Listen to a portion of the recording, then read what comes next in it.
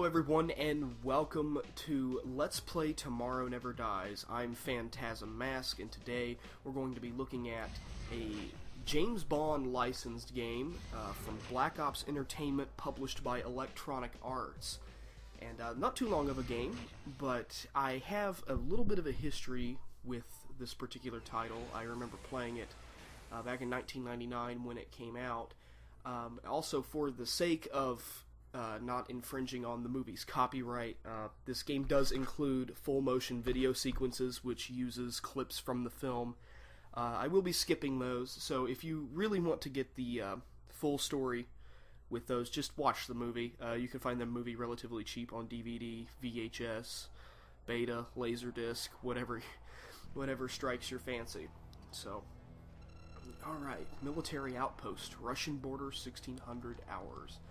And that looks exactly nothing like Pierce Brosnan. Okay. So, first we need to alter the controller settings here to change over... Ooh. I guess it does not support the DualShock sticks, so we're going to be using the directional pad. Okay. Oh, this controls a lot rougher than I remember, but we'll manage. So Tomorrow Never Dies is the second film that Pierce Brosnan did as James Bond. I actually really liked this movie. It was one of the first Bond films I ever did see, and I'm already about to die, so it's actually not that easy of a game. It's kind of also working against me, but back to the film. It's one of the first Bond films I had ever viewed, and wow, that was sad. I don't understand how you're supposed to get in there to him. It's one of the first Bond films I had ever viewed, and actually one of my favorites. Probably my favorite that Pierce Brosnan did, besides Goldeneye. Goldeneye being, of course, the classic, mostly probably due to the game.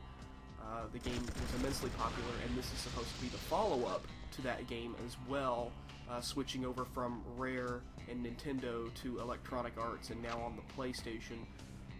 It's a shame because, well, Rare and Nintendo did a damn good job with GoldenEye, and if I remember a lot about this game, I can't say the same.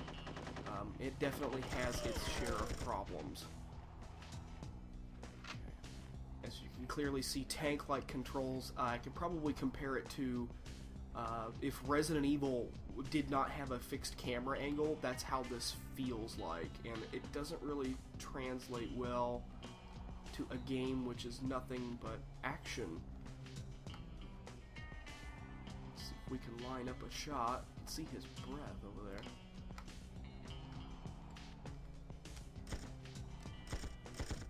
I guess we could just attempt to run past, seeing as how I can't really hit him.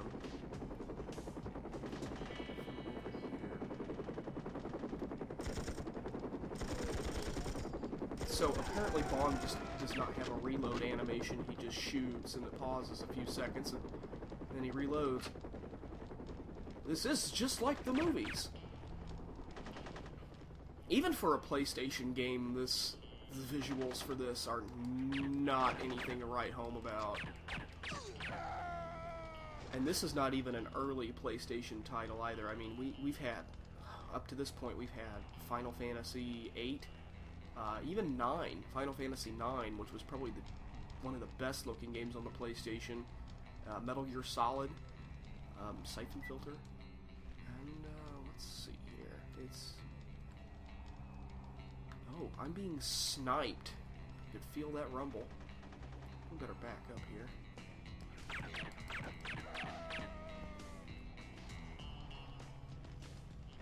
Very, very tricky game to play. These controls do not... It'd be so much better if I could actually use the analog sticks. It's a shame that there's not support for those.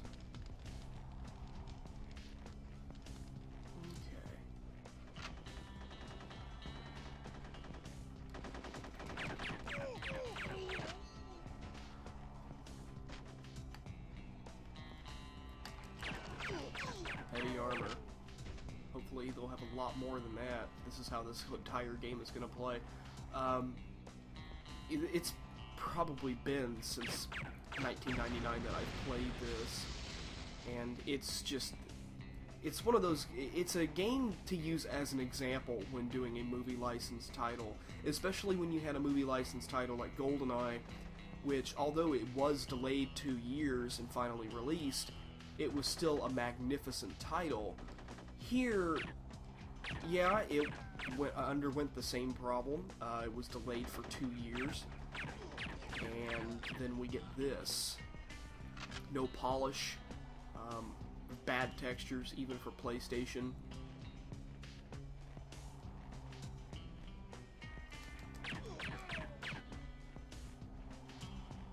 I'm still trying to find out what the hell all these controls do. This is just...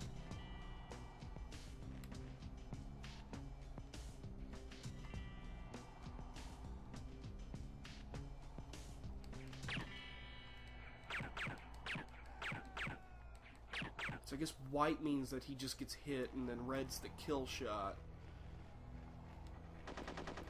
And now how did you get up there? Silly man.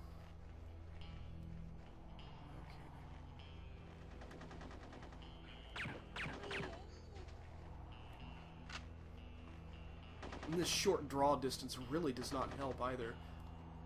Okay, taking care of him. At least I do remember what I'm supposed to do here, so that is a plus. Let's see. I need to open up my gadgets.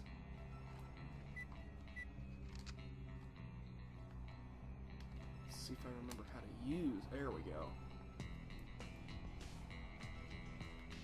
Keep the target painted.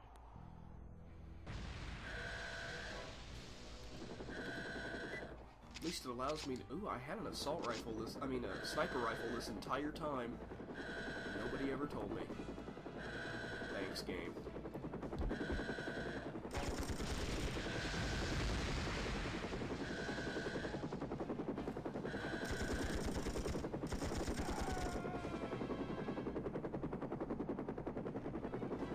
This is kind of easy. Just wait for them to drop out and then pick them off.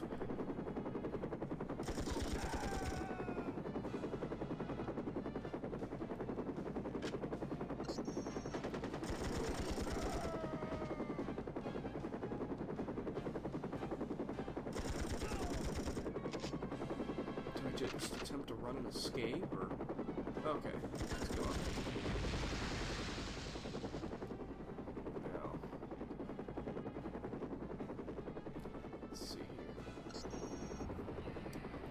And thus we begin a skiing sequence.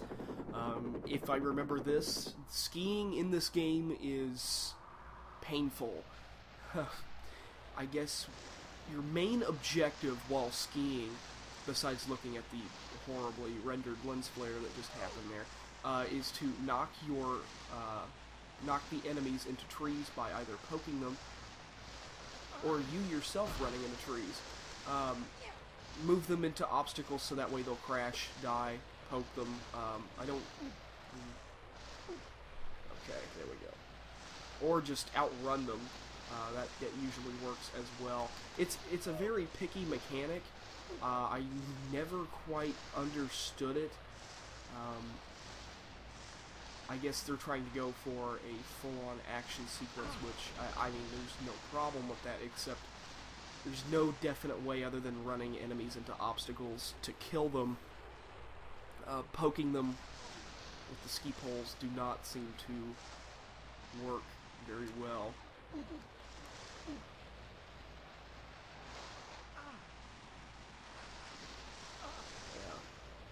Trees certainly are an awful lot of them.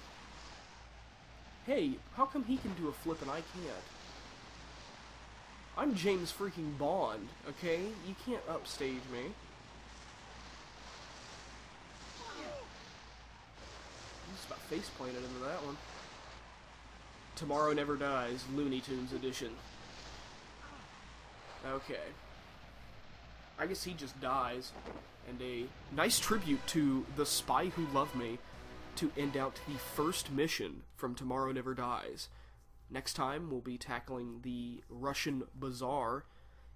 Until next time, Phantasm Mask here, signing out.